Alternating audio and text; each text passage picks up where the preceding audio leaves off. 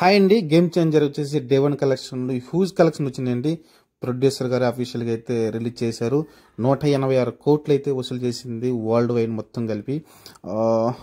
Huge అండి. ఎందుకంటే ఏదైతే స్టార్టింగ్ వచ్చిన ఏదైతే టాక్ వచ్చిందో ఆ టాక్ సంబంధం లేకుండా అయితే ఈవినింగ్ షోలు కూడా మంచిగానే పడ్డాయి. ఈవినింగ్ కూడా హౌస్ఫుల్స్ కూడా మంచిగానే పడ్డాయి. హైదరాబాద్, బెంగళూరు, అలానే మనకి చెన్నై కావచ్చు, లేకుంటే ఆంధ్ర నుంచి కావచ్చు, అలానే హిందీ సర్కిల్స్లో పర్లేదనిపించినాయి. కానీ బాగానే కలెక్షన్ వచ్చినాయి. కానీ కొంచెం మనకి కర్ణాటక, బెంగళూరు నుంచి అనుకున్న స్థాయి రాకపోయినప్పటికీ మరీ తక్కువ వచ్చినాయి. అలానే మలయాళం నుంచి కూడా చాలా తక్కువ వచ్చింది. ఓవరాల్ చూసుకుంటే తెలుగులోనే ఆంధ్ర, తెలంగాణలో అయితే భారీ కలెక్షన్లు అయితే రావడం చూసాం. మెయిన్ పట్టు కూడా అక్కడే ఉంది. అలానే యూఎస్ఏ నుంచి కూడా కొన్ని షోలు కొన్ని ప్రాబ్లమ్స్ వచ్చినాయి అక్కడ. అంటే అప్పటికే వాళ్ళకి ప్రింట్ సరిగ్గా అందకపోవడంతో అయితే కొన్ని షోలు అయితే రద్దయినాయి. అయినప్పటికీ అక్కడ కూడా మంచి కలెక్షన్లు రాబట్టింది. ఓవరాల్గా అయితే 186 కోట్లు అంటే హ్యూజ్ అమౌంట్. ఎందుకంటే ఇంతకుముందు సినిమాలు చాలా సినిమాలు ఉన్నాయి. ప్రభాస్ సినిమా సలార్ కావచ్చు, లేకుంటే దేవర సినిమా, వీటన్నిటిని అయితే క్రాచ్ చేసి అయితే 186 కోట్లతో అయితే ఇప్పుడు టాప్లో నిలిచింది. చూడాలి మరి. ప్రస్తుతానికి అయితే డే వన్ టాక్ తోటి సంబంధం లేకుండా డే టూ కూడా పర్లేదు, కలెక్షన్లు బాగానే వస్తున్నాయి.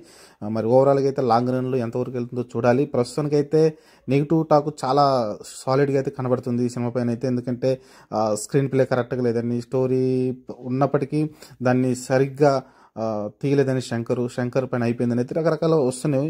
అలానే రామ్ చరణ్ అయితే డ్యాన్సులు బాగానే చేశాడు, అలానే యాక్టింగ్ బాగానే చేశాడు. కానీ సినిమాలో ఒక ఫ్లో కరెక్ట్గా లేదు అనేది అయితే వచ్చింది.